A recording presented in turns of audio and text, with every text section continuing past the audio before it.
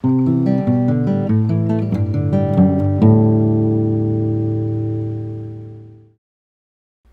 upcoming Rings of Power television series has been divisive to say the least.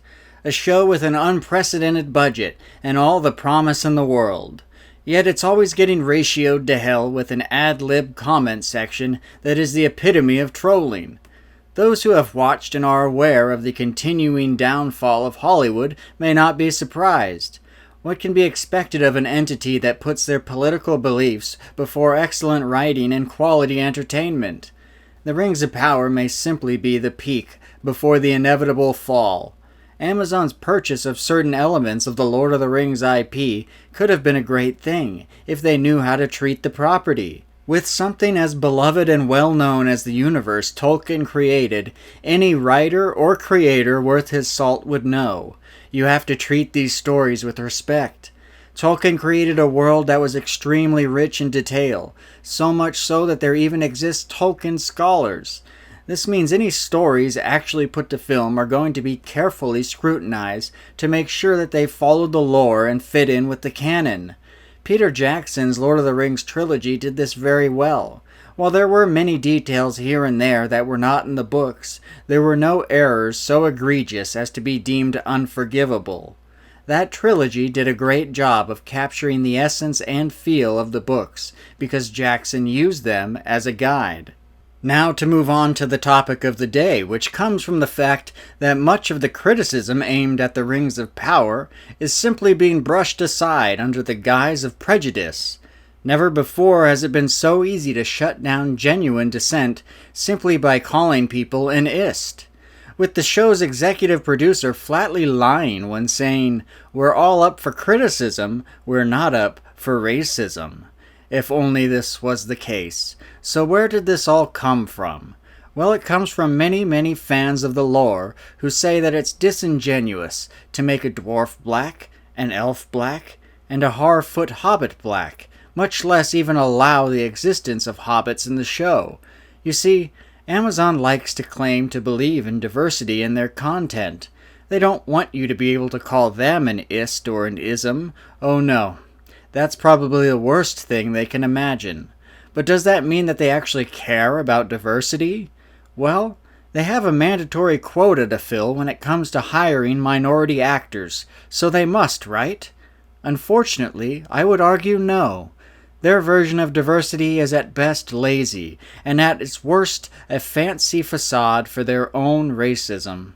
They write a script, make a list of all the parts requiring an actor, then select a number of them at random to become black or minority actors. Beautiful diversity. But then, this is how you end up with black dwarfs, which hardly makes logical sense, since they would have little need of that melanin when their society is one that lives underground. Or how about the fairest creatures to ever walk the lands of Middle-earth, the elves? Well, looks like the minority lottery landed on a black elf too, but they can't let him have long straight hair. No, that'd look ridiculous. They couldn't let him have an afro either though, could they? No, far too 70s looking. People wouldn't take that seriously. Now how about an elf with a fade? Yes, that's what we need here. The barbers are really the unsung heroes of Middle-earth. So you see, laziness. Amazon's version of what they call diversity is pure laziness. No care was taken to add minority actors into the script. No genuine effort was made. It was as simple to them as just coloring some characters black because they knew they had to. Does that sound to you like a company that actually cares about diversity? A company that actually cares about putting minority men and women into their shows?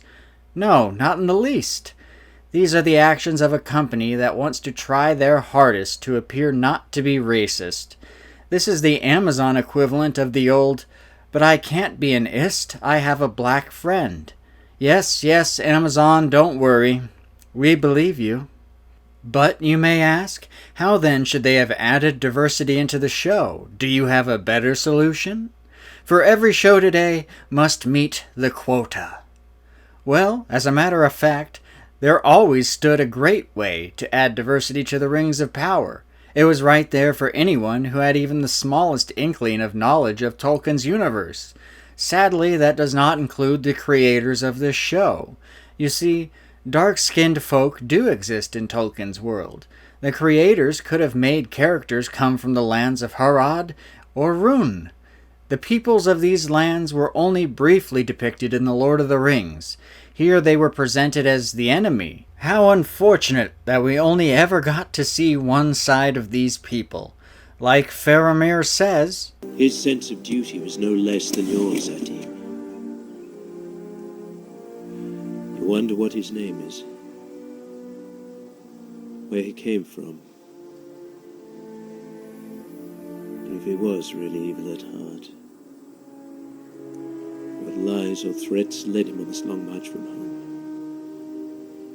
He would not rather have stayed there. Boy, don't we wonder that too. If only the opportunity ever arose for a massive company to create a TV series about Middle-earth events with the leeway to create characters and stories about these peoples who come from a land that is rarely talked about on screen.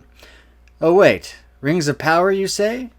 No, sorry, they care about diversity, but not so much to actually put any genuine thought into creating an interesting character or story about a person of color. Much easier to simply change the color of a character that's already been written. Oh, Amazon, if only you weren't such an ist. What a blunder! What a missed opportunity! It should never just be about filling your quota of black people. It should always be about writing interesting and unique characters in a way that integrates them with established canon and lore. Unfortunately, those are all things Amazon does not care about. Because they can virtue signal now, they can scream from the rooftops ridiculous lines like first dwarf of color, first elf of color, logic be damned, story be damned. So yeah, Amazon loves people of color. Now shut the hell up and give them your money, you brainless buffoons.